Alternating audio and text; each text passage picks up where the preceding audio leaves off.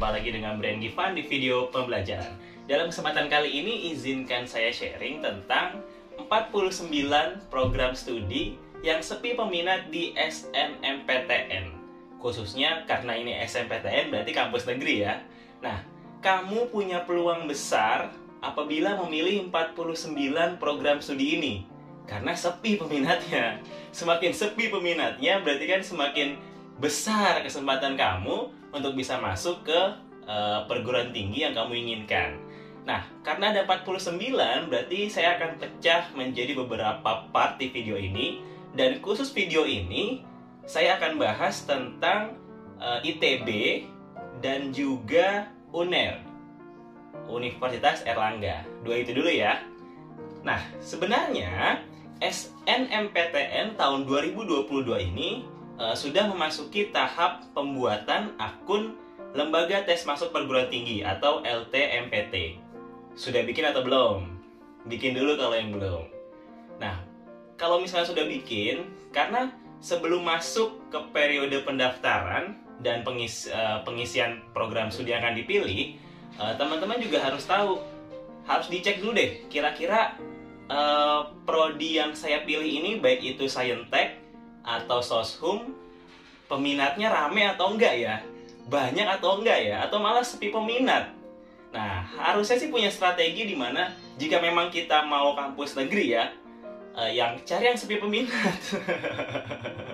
Supaya kita bisa masuk negeri dulu. Tapi kan banyak juga orang-orang yang passion saya di manajemen, ya mau nggak mau saya harus ngambil manajemen. Ada yang begitu, boleh silahkan. Tapi kalau misalkan mau yang penting saya masuk negeri, nah ini pilih yang sepi peminat. LTMPT merangkum data peminat dan daya tampung setiap perguruan tinggi yang membuka jalur penerimaan di SNMPTN. Nah, berdasarkan daya tampung dan peminat di tiap prodi atau jurusan, maka bisa diperkirakan nih peluang dan persaingan untuk mendapatkan bangku kuliah di jurusan yang diminati. Atau bisa jadi memang jurusan yang sepi ini merupakan jurusan yang kamu minati gitu kan ya. Seperti yang saya bahas di awal tadi bahwa part 1 ini, video part 1 ini saya akan bahas tentang ITB dan juga UNER. Nah, buat kamu yang mau masuk ITB dan UNER, cek fakultas ini, prodi ini, jika memang kamu mau masuk ke dua kampus itu ya. Yang pertama, kita ke ITB dulu. Saintek. Kalau Saintek berarti untuk anak-anak IPA gitu ya.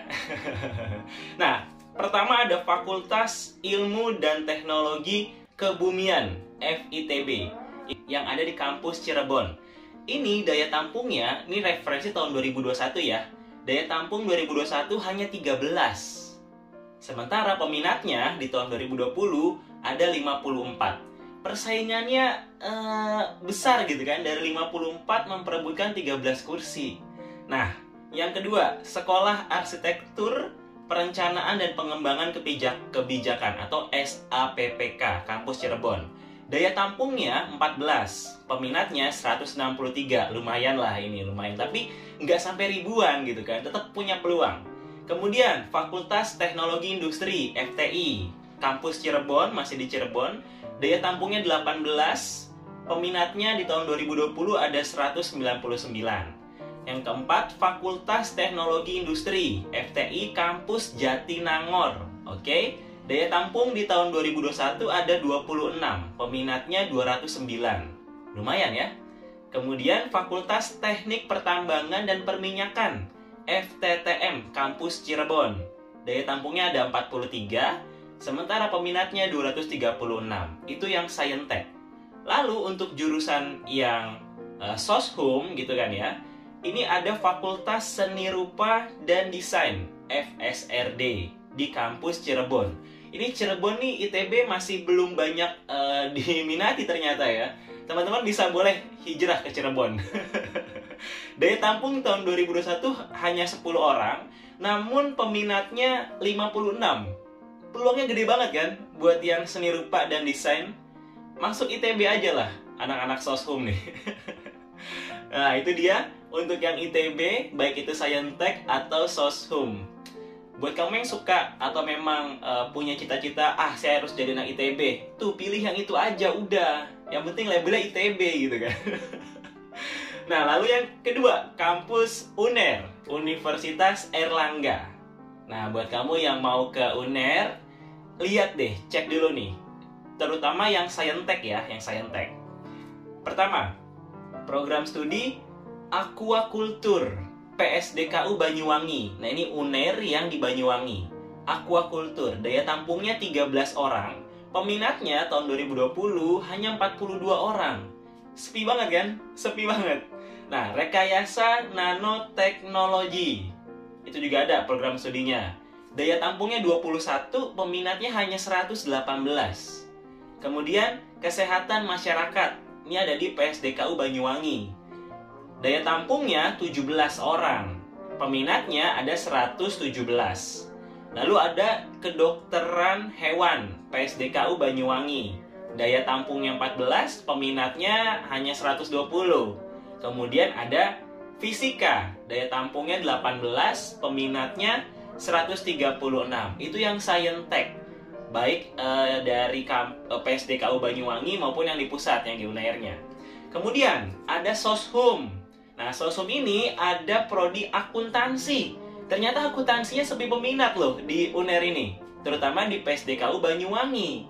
Daya tampungnya hanya 15, namun peminatnya hanya 63 orang. Dikit banget kan? Persaingan itu sangat besar peluangnya. Dan studi kejepangan. Nah, ini kalau kamu suka dengan Jepangan, suka anime, atau kamu wibu, masuk ke UNER, karena daya tampungnya di tahun kemarin hanya 21, yang minat ada 140 orang. Ini bener-bener terbuka lebar banget buat kamu yang mau kuliah di ITB atau di UNER dengan prodi yang tadi saya sebutkan. Yuk buruan, SNMPTN 2022 ini sudah dibuka dan kita harus punya strategi.